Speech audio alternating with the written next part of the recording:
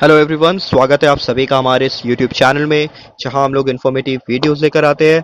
मैं हूं जावेद और आज हम लोग बात करेंगे about the Indian independence act के बारे में। यहाँ दोस्तों, ये वो एक्ट है बेसिकली जो ultimately responsible for this partition of India. So यहाँ पर इस वीडियो में पर्टिकुलरली हम लोग इंडिपेंडेंस एक्ट को लेकर एक छोटा सा जो बैकग्राउंड रहा था उसकी तरफ ध्यान देंगे। Approval of Indian independence act को लेकर जो चीज़ें थी उसके बारे में बात करेंगे, जो टर्म्स एंड कंडीशंस थी उसके बारे में बात करेंगे। And then achievement of independence, right. Both Hindustan और पाकिस्तान सेपरेटली इंडिपेंडेंस उनका हुआ था। Well, here we start this video. Well, अगर बात करेंगे अगर इसके बैकग्राउंड के बारे में, सो प्रीवियसली हमने जाना कि माउंट बैटन प्लान हुआ, इंटरिम गवर्नमेंट बनी, कॉन्स्टिट्यूएंट असेंबली को फॉर्म किया गया 1946 में, राइट। एंड उससे पहले Wavell plan and cabinet mission, Cripps mission 1942 में पहली बार क्लियर किया गया था कि अब हिंदुस्तानियों को ब्रिटिश जो है डोमिनेंट स्टेटस देना चाहते हैं। तब ऐसा हुआ जब बेसिकली पूरा इंटरनेशनल पॉलिटिक्स में ब्रिटिश अपने आप को इन्वॉल्व करती है सेकेंड वर्ल्ड वॉर में। और सेकेंड वर्ल्ड वॉर में अल्टीमेटली एक्सिस पावर हारने ही वाली होती है, लेकिन ड्रामेटिकली पूरा का पूरा मामला चेंज हो जाता है और एक एलाइड पावर जीत जाती है, right. So Britain, after the end of the second world war, Britain के ऊपर इंटरनेशनल प्रेशर पड़ता है क्योंकि दुनिया बाइपोलर पावर में बढ़ चुका होता है। यूएसएसआर एंड यूएसए लीड कर रहे होते हैं अब after the end of the second world war. So यहाँ पर ब्रिटेन को विंस्टन चर्चिल को पर्टिकुलरली बहुत सारे मीटिंग्स हुए और उसमें कहा गया कि आप जो है हिंदुस्तान को इंडिपेंडेंस देकर उनके मुल्क छोड़कर चले जाएं। तो इस स्टेप को पूरा करने में प्रीवियसली बहुत सारे मामलों को फॉलो किया गया, चाहे वो कैबिनेट मिशन हो। कैबिनेट मिशन से मेन मामला स्टार्ट होता है, उसके बाद फिर इंटरिम गवर्नमेंट बनाई गई। हाँ, और फिर पर्टिकुलरली माउंट बैटन आकर यहाँ पर एक डिक्लेयर करते हैं अल्टीमेटली कि वो ट्रांसफर ऑफ पावर कैसे होगा और कब होगा। तो इस ट्रांसफर ऑफ पावर को लेकर यहाँ पर पर्टिकुलरली अप्रूव किया जाता है इंडियन इंडिपेंडेंस एक्ट को। सो अब यहाँ पर बात करेंगे ब्रिटिश पार्लियामेंट जो कि इंडियन इंडिपेंडेंस एक्ट को पास करती है 4 जुलाई 1947, right. So unopposed and receive the royal assent on July 18, 1947।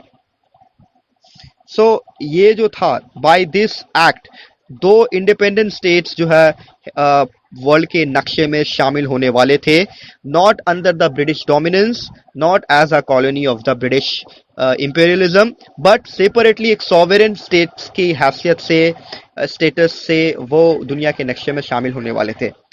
Well, dominion of Indian union पहला, दूसरा डोमिनियन ऑफ पाकिस्तान, राइट। सो अगस्त 15, 1947 ये वो दिन था, वो साल था जब बेसिकली हिंदुस्तान को आज़ादी मिली। एंड पाकिस्तान, जैसा कि हम लोग को पता है कि 14 अगस्त, क्योंकि टाइम का एक मामला होता है, लॉन्गिट्यूड एंड लैटिट्यूड आपने पढ़ा ही होगा। वेल, उसकी वजह से पाकिस्तान टाइमली अगर देखा जाए तो ग्रीनविच टाइम से मिलाया जाए, डिग्रीज का मामला है यहाँ पर दोस्तों, तो 14 अगस्त वहाँ पर हो जाता है। 14 अगस्त को वो लोग ऑब्जर्व करते हैं। और यहाँ पर चूंकि यहाँ का जो ग्रीनविच टाइम है वो बेसिकली इलाहाबाद से लिया जाता है। सो उसमें थोड़ा सा इस चीज को आपको देखना होगा, गूगल करना होगा। सो यहाँ पर ब्रिटिश गवर्नमेंट वो ट्रांसफर करती है अपने पावर को to both India and Pakistan, and इस तरीके से ये सॉवरेन स्टेट्स बन जाते हैं। पाकिस्तान कंप्राइज करती है Baluchistan, North Western Frontier Province, Sindh वाला area, western Punjab, East Bengal भी मिलता है। यानी पाकिस्तान देखा जाए तो दो बड़े बड़े हिस्से मिलते हैं। एक जो पंजाब की तरफ से पूरा वेस्टर्न बॉर्डर जो था इंडिया का, है ना, अफगानिस्तान की तरफ चला जाता है, वो वाला एरिया उसको ऑक्युपाई करता है Pakistan as Muslim majority. And दूसरी तरफ ईस्ट बंगाल, ये बंगाल की तरफ से दूसरा जो इस तरफ जो आज जो प्रेजेंटली बांग्लादेश के नाम से जाना जाता है जो रीजन, वो पहले पाकिस्तान के अंदर में हुआ करता था। पाकिस्तान था वो 1971 में लिबरेशन वॉर ऑफ बांग्लादेश होता है एंड मुजीबुर रहमान पहले इसके प्रेसिडेंट बनते हैं और इस तरीके से बांग्लादेश दुनिया के नक्शे में उभर कर सामने आता है। इंडिया का इसमें बहुत बड़ा रोल होता है। Well, that is another sort of story. तो पाकिस्तान जो है डिफरेंट स्टेट्स को डिफरेंट रीजन्स को ऑक्युपाई करता है और इस तरीके से rest of India join the dominion of India. So native states would be entitled to exercise their opinion in joining either of the dominions. तो यहाँ पर हुआ क्या कि पूरा का पूरा जो एरिया था बांग्लादेश, इंडिया और पाकिस्तान वाला रीजन जो था, वहाँ पर जितने भी नेटिव स्टेट्स थे, जितने भी राजा महाराजा भी बहुत सारे अभी भी प्रिंसली स्टेट्स थे वहाँ पर. सो एज मेनी एज कहा जाता है कि अलग अलग जगह में अलग अलग डेटा मिलेगा. कुछ जगह में कहा जाएगा कि 562 थे, कुछ लोग कहेंगे कि 560 प्रिंसली स्टेट्स था, कुछ लोग कहेंगे 552 प्रिंसली स्टेट्स थे. अलग अलग जगह में अलग अलग ये डेटा मिलेगा आपको. वेल ये जो प्रिंसली स्टेट्स थे उनको कहा गया कि आइदर आप इंडिया को ज्वाइन कर सकते हैं या पाकिस्तान को ज्वाइन कर सकते हैं, राइट. तो इस तरीके से इसको आगे बढ़ाया गया इस मामले को. अब बात करेंगे दोस्तों, यहाँ पर जो रिस्पॉन्सिबिलिटी थी प्रिंसली स्टेट्स को लेकर, तो पर्टिकुलरली वल्लभ भाई पटेल को रिस्पॉन्सिबिलिटी दे दी गई. और प्रिंसली स्टेट्स को बाद में भी, जैसे कश्मीर का मामला है, जूनागढ़ का मामला, कश्मीर और फिर हैदराबाद का मामला, तो फोर्सफुली हो कश्मीर को तो मतलब इन्फिल्ट्रेट कर लिया था बाहर के पठान वॉरियर्स ने, राइट. तो उसका एक फिर इंस्ट्रूमेंट ऑफ एक्सेशन वाला एक मामला होता है, फिर फॉर्मली वो एक्सीड कर जाता है, हिंदुस्तान के नक्शे में शामिल हो जाता है, तो वो एक अलग स्टोरी है. यहाँ पर basically India and Pakistan independence act को लेकर बहुत सारे मामले भी सामने आते हैं. जैसे कि मान के चलो इंटरनेशनल बाउंड्री किस टाइप का होगा, हिंदुस्तान और पाकिस्तान की बाउंड्री के बारे में भी बात की गई. सो ये जो बॉर्डर थी उसको रेड क्लाइफ बॉर्डर के नाम से हम लोग जानते हैं दोस्तों.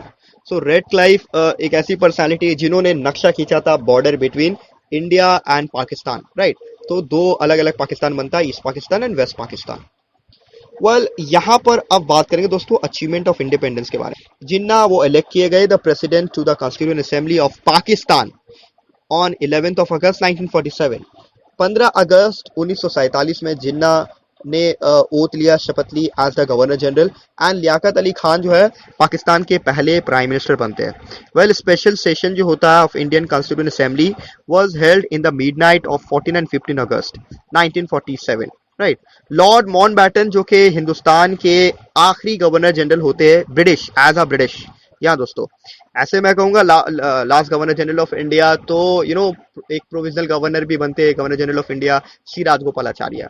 लेकिन यहाँ पर अगर क्वेश्चन ये आता है कि who was the last British to be the governor general of India, तो और इंडिपेंडेंट इंडिया कुछ भी हो, सो यहाँ पर नाम आता है लॉर्ड माउंटबैटन का. एंड जवाहरलाल नेहरू जो है वो प्राइम मिनिस्टर बनते हैं इंडिया के, शपथ लेते हैं after departure of Mountbatten from India. देखिए अब श्री राजगोपालाचार्य जो है वो लास्ट गवर्नर जनरल बनते हैं ऑफ इंडिपेंडेंट इंडिया. तो अगर इंडिपेंडेंट इंडिया के बारे में बात करेंगे तो श्री राजगोपालाचार्य, और अगर ब्रिटिश के अंदर में बात करेंगे तो लॉर्ड माउंटबैटन.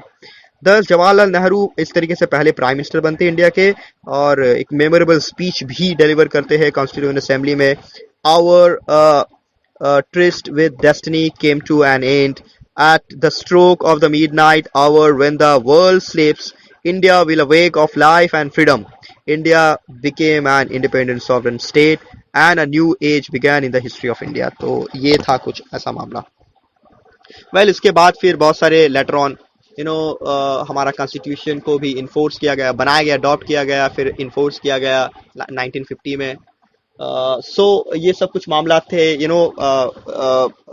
जो अलग अलग रीजन्स थे उसमें बाद में रिफ्यूजी प्रॉब्लम भी हुआ था.